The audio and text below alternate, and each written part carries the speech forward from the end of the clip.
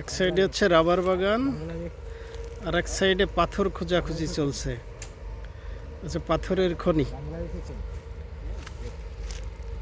পাথর বলতে আমরা হাতে যে পাথর ব্যবহার করি, জেমস।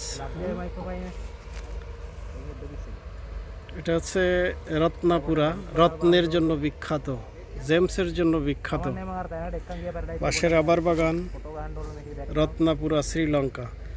এটার আরেক নাম হচ্ছে জেমস সিটি। এগুলো হচ্ছে রাবার বাগান।